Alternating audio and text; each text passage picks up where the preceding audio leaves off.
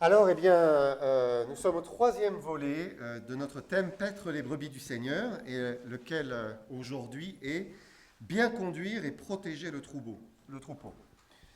Alors, je craignais un peu de passer après mes chers frères, que j'aime beaucoup, mais je me doutais qu'on allait aussi parfois un peu marcher l'un sur l'autre au niveau des passages. Et le passage qui rassemblait à la fois l'idée de conduire et de protéger, c'était à mon sens Jean 10 qui était le meilleur, hein.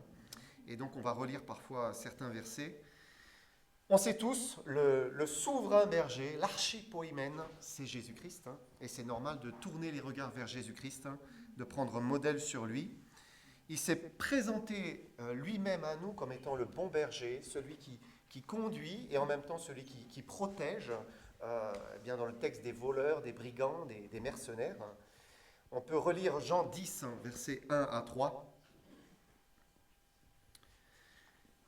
Il dit, en vérité, je vous le dis, celui qui n'entre pas par la porte dans la bergerie, mais qui y monte par ailleurs, est un voleur et un brigand.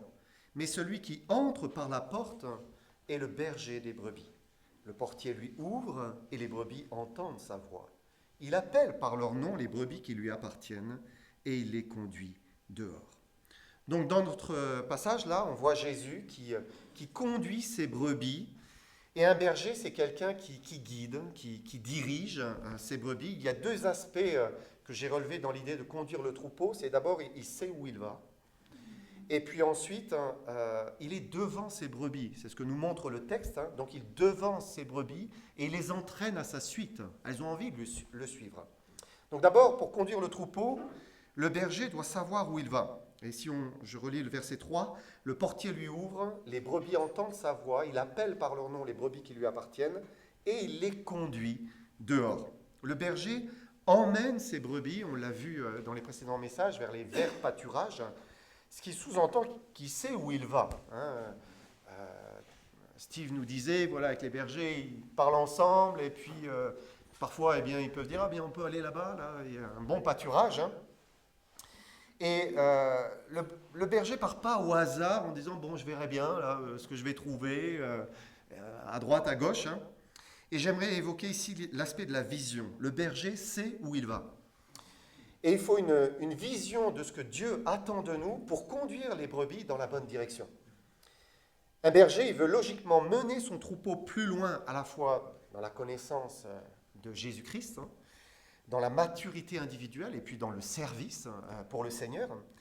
C'est aussi pour cela que nous avons été donnés, c'est ce que Paul nous dit dans Éphésiens 4, hein, nous sommes un don, nous avons été donnés à l'Église, hein, et je vous lis simplement le texte, je vous le rappelle, pour le perfectionnement des saints, en vue de l'œuvre du ministère et de l'édification du corps de Christ, jusqu'à ce que nous soyons tous parvenus à l'unité de la foi et de la connaissance du Fils de Dieu, à l'état d'homme fait, à la mesure de la stature parfaite de Christ.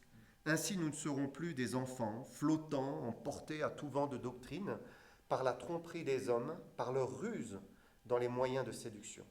Mais en professant la vérité dans l'amour, nous croîtrons à tous égards en celui qui est le chef, Christ.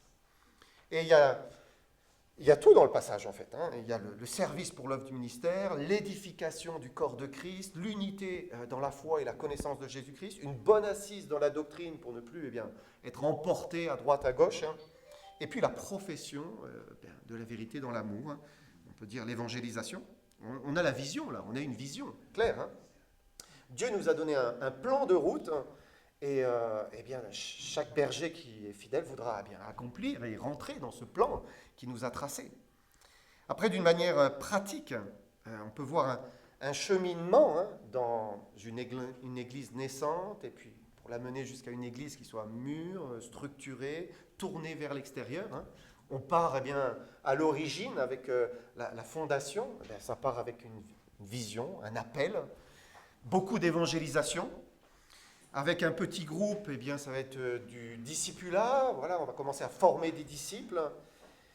L'assemblée se structure autour de rencontres, hein, des études bibliques, voilà, l'occasion d'étudier la parole de Dieu, de rendre un culte à l'Éternel, de développer la communion fraternelle. Au fur et à mesure, eh bien, ça s'étoffe, et là, on ressent le besoin de partager, partager les tâches, et on va nommer des diacres, par la grâce de Dieu, si on peut avoir des personnes suffisamment mûres, bien, on va nommer des anciens, former un conseil. On va peut-être aussi devenir plus autonome, acheter son local, avoir plus de liberté, devenir indépendant financièrement si on est soutenu de l'extérieur. On va se tourner vers l'extérieur ensuite pour aider la mission, aider d'autres œuvres qui en ont besoin, avoir des projets missionnaires ou des implantations d'églises. Alors, ce n'est pas exhaustif, ce n'est pas toujours forcément dans un ordre bien absolu. Pour d'autres, ils vont avoir un intérêt pour un aspect plus social afin d'évangéliser. D'autres vont mettre avoir un engagement communautaire pour rayonner dans la cité. D'autres vont former des serviteurs, avoir des formations en interne, partir vers de l'essaimage, ou avoir des ministères qui sont plus spécifiques, comme on a vu se développer récemment dans les églises autour de nous. En fait, Dieu n'agit pas exactement de la même manière avec les uns et les autres, mais il y a deux choses que j'ai retenues qui me semblent importantes pour toujours avoir la vision que Dieu attend de nous dans cette charge pastorale. La première, c'est la communion et l'intimité avec le Seigneur. Vous me direz, c'est évident pour un pasteur, normalement. Mais même en tant que serviteur de Dieu, et vous l'avez peut-être vous-même vécu, on peut être pris dans le flot de toutes les activités ecclésiales, familiales, des charges, et puis on est un peu le nez dans le guidon, et voilà, on enchaîne les choses.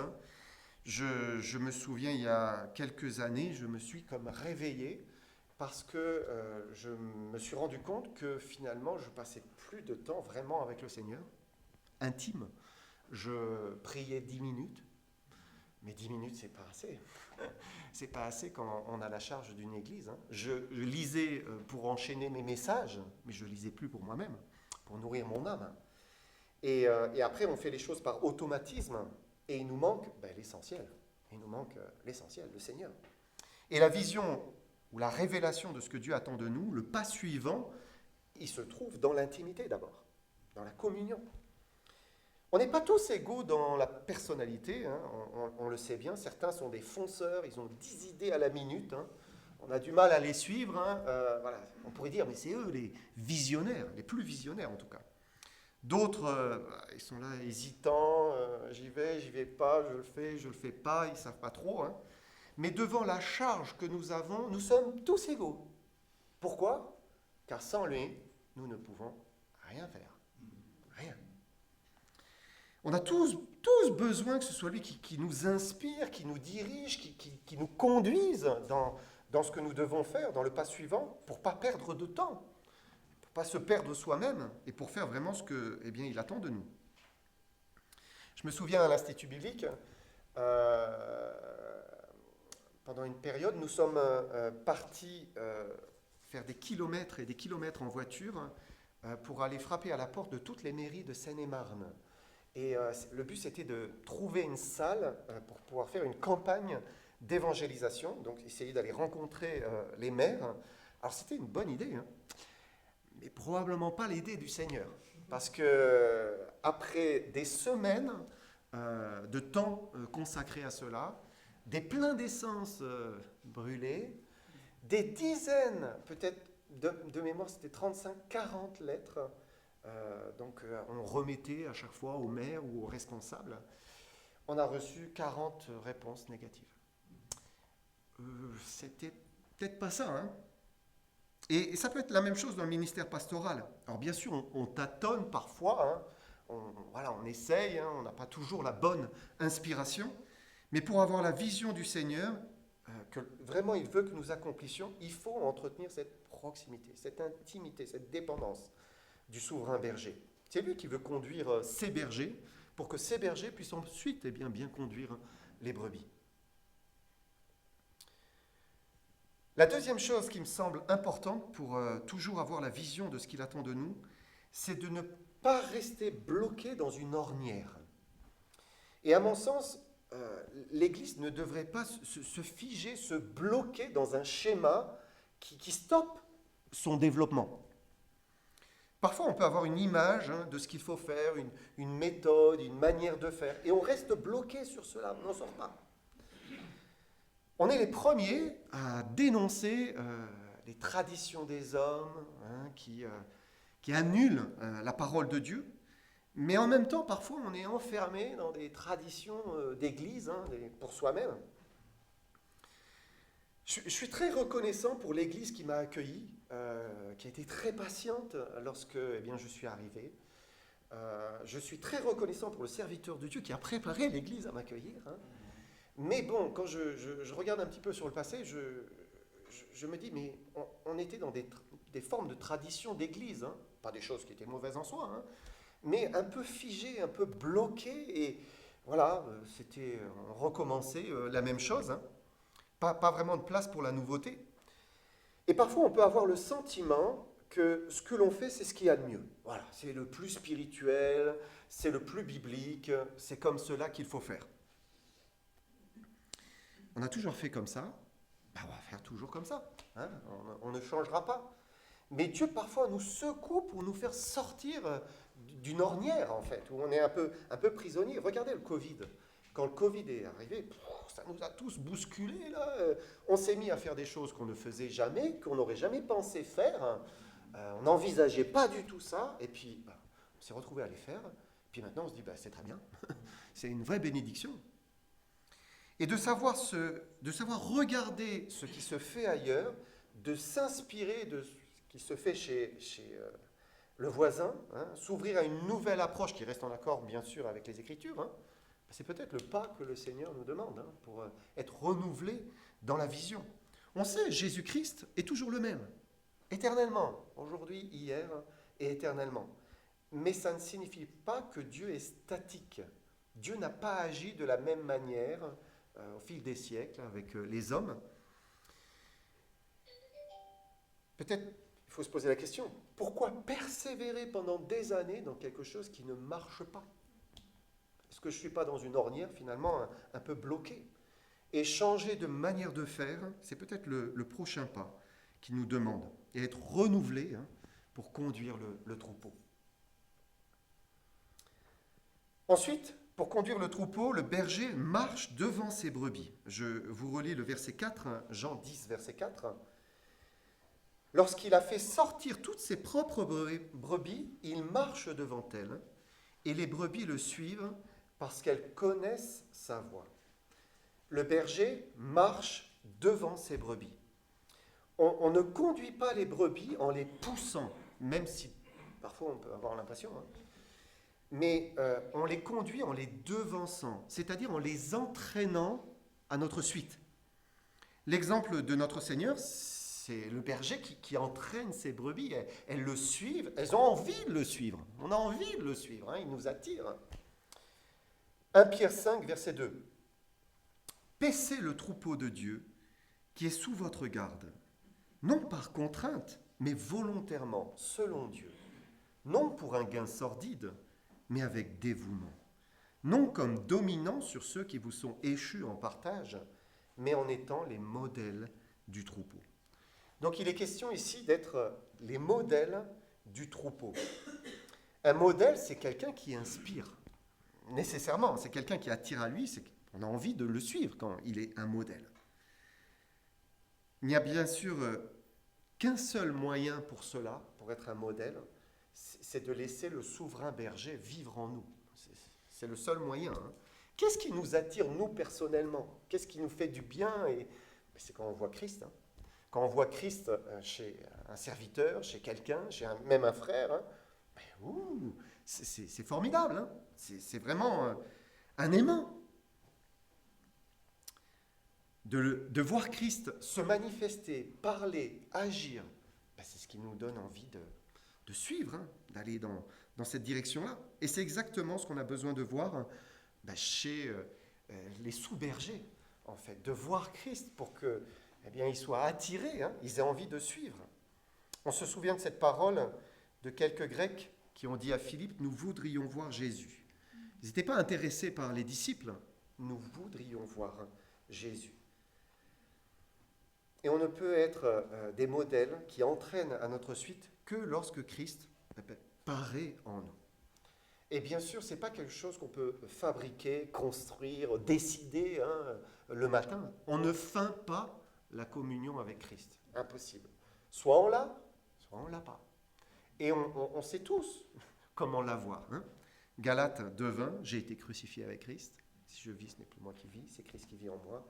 Si je vis maintenant dans la chair, je vis dans la foi au Fils de Dieu, qui m'a aimé et qui s'est livré lui-même pour moi. Donc c'est consécration, renoncement, mort à soi-même. En fait, c'est le seul chemin pour qu'il croisse et que je diminue. Pierre dit, non comme dominant sur ceux qui vous sont échus en partage.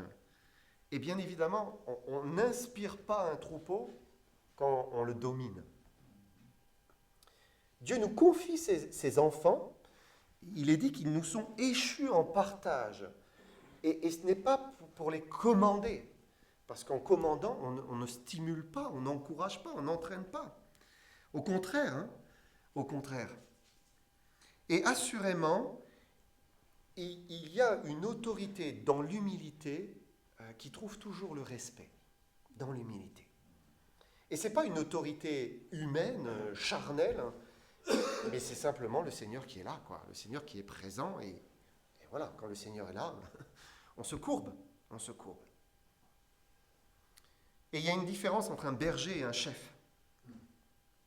Il est dit que l'homme est le chef de la femme, mais il n'est pas dit que le pasteur est le chef de l'Église. Non, le chef, la tête, c'est Christ, et il n'y a que Christ. Ça veut dire aussi que si nous ne sommes pas le chef de notre Église locale, eh bien parfois, il y a des choses qui ne seront pas exactement comme nous aurions voulu. Ça ne sera pas exactement. Parfois, il y a des choses qu'il faut qu'on accepte, qu'on supporte même. Il est dit, soumettez-vous les uns aux autres dans la crainte de Christ. Ça, c'est le Seigneur qui nous le dit.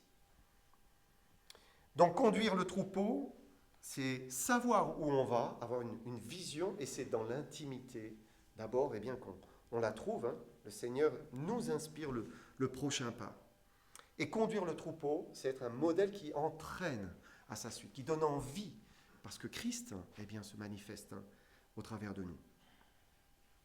Ensuite, dans notre passage de Jean 10, on voit aussi que le bon berger va protéger ses brebis des voleurs, des brigands, des loups.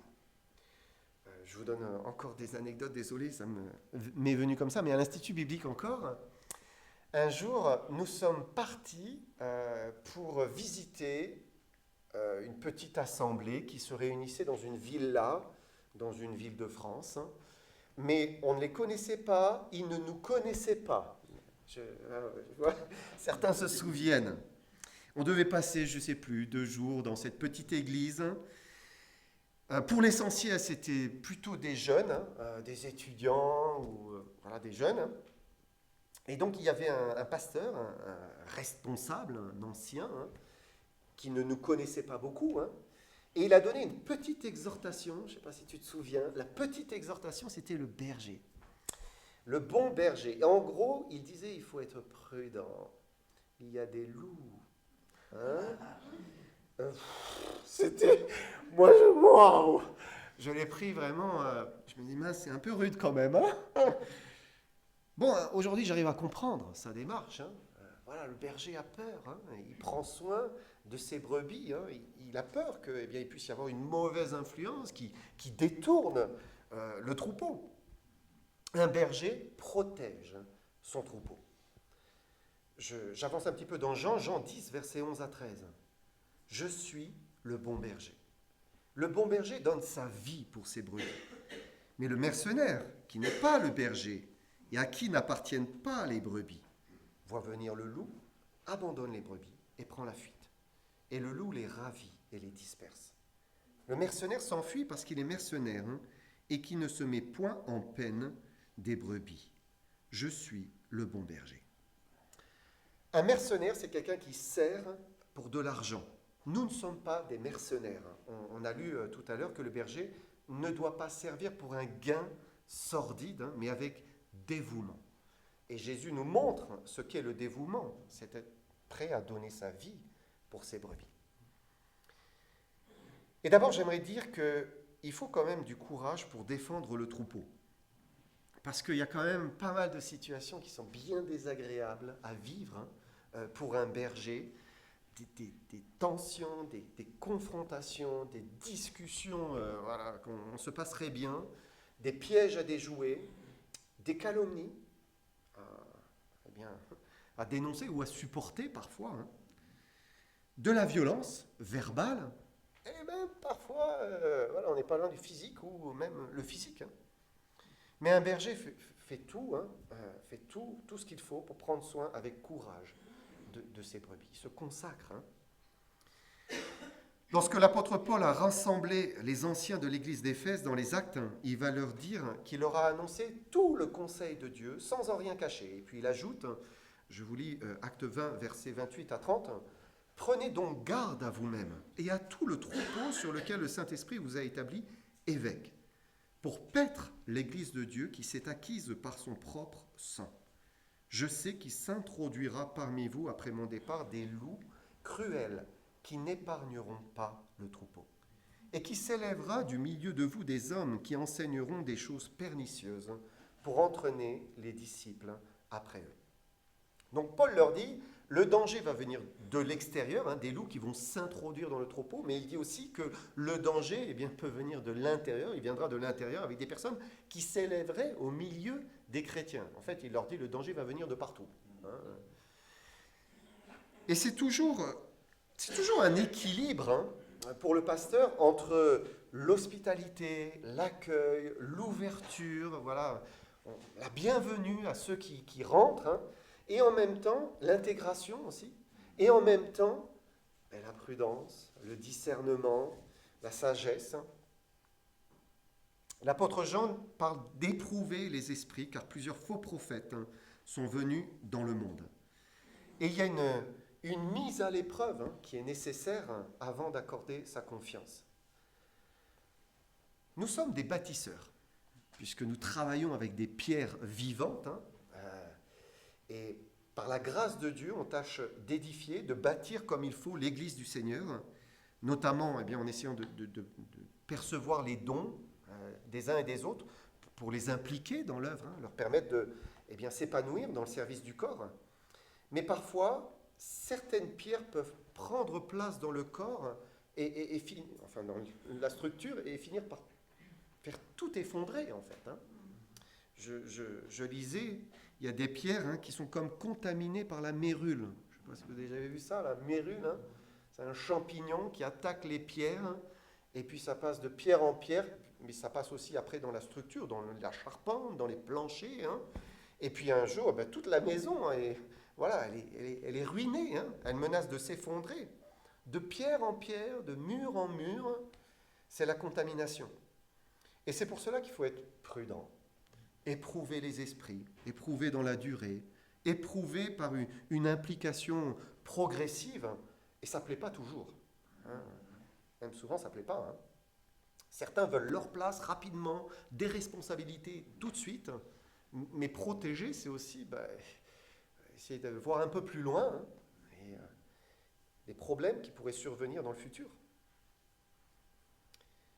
Aussi, le berger doit faire face aux contradicteurs, les contredisants. Ce n'est pas facile quand ils sont dans la bergerie. Quand les contredisants sont à l'extérieur, l'apôtre Paul dit « fermez-leur la bouche ». Mais quand ils sont à l'intérieur, alors là, souvent, il faut beaucoup plus de sagesse, de tact, pour savoir comment agir. Dans Tite 1,9, Paul dit que l'évêque doit être attaché à la vraie parole, telle qu'elle a été enseignée, afin d'être capable d'exhorter selon la saine doctrine et de réfuter les contradicteurs. Les réfuter, c'est les reprendre, les corriger. Mais là, il parle de la saine doctrine, hein, c'est en ce qui concerne la saine doctrine. Et on peut exhorter, reprendre avec une pleine autorité, parce que justement, on s'appuie hein, sur les Écritures. C'est ça qui donne de l'assurance. Hein. On sait ce que l'on croit et on doit savoir le défendre. Bible en main.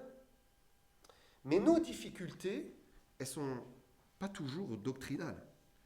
même souvent, je trouve que c'est relationnel, des difficultés de point de vue, d'opinion, de manière de faire. Voilà, il faut faire comme ça, pas comme si. Et on ne peut pas forcément sortir la Bible. Ah oui, mais là, c'est écrit, c'est comme ça. Non, non, non. Et c'est là où, pour protéger, il faut aussi bien s'entourer. S'entourer d'un petit noyau avec la même vision, la même pensée. Hein. Dans le passé, on a dû faire face à certains qui voulaient tout changer dans notre manière de faire. Et c'est pas qu'on manquait de souplesse. Hein. On était prêt à changer certaines choses. Hein. Mais il y avait des esprits forts qui voulaient modeler l'assemblée à leur vision, à leur image. Et pour eux, eh bien, il n'y avait que leur manière de faire qui était spirituelle, qui était biblique et approuvée du Seigneur. Voilà. Et pour bien protéger une assemblée, eh bien, il faut aussi bien s'entourer, être épaulé, conseillé. Et c'est ce qui sauve hein, quand il y a un petit noyau qui est uni autour des responsables ou du responsable. Pour protéger le troupeau, il faut bien s'entourer. Il n'y a pas d'épître écrite aux pasteurs singuliers et aux diacres. Hein, c'est toujours aux anciens, pluriel, et aux diacres. Et il faut travailler à plusieurs. Il faut des anciens qui sont comme des colonnes hein, dans l'assemblée hein, et qui soutiennent. C'est le meilleur moyen de traverser des tempêtes. Je suis vraiment reconnaissant pour les quelques hommes qui m'épaulent dans l'œuvre parce qu'on en a traversé des tempêtes. Et très souvent, c'est moi le coupable. Hein. Et c'est quand même merveilleux quand on a des hommes de confiance hein, qui sont droits de cœur hein, et qui finalement c'est eux qui gardent le troupeau. C'est eux qui font que eh bien, le troupeau reste uni et qui éloignent la menace. Et on évite des grosses divisions. Hein. Donc moralité, pour protéger le troupeau, il faut bien s'entourer. Il faut être courageux, c'est vrai. Hein.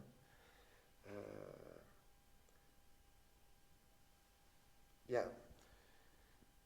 y a, comment dire, l'homme souvent ne pleure pas souvent, mais c'est l'assemblée qui m'a fait pleurer.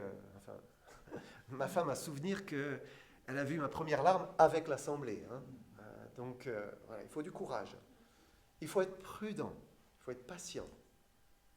Il faut faire face aux contradicteurs, hein, pour pouvoir les confronter. Et puis, il faut bien s'entourer. C'est vraiment important. Ça fait 25 ans, le temps passe, que je suis à Perpignan. Hein, et je trouve que c'est vraiment une grande bénédiction que de voir une assemblée qui mûrit, qui se développe hein, et qui progresse.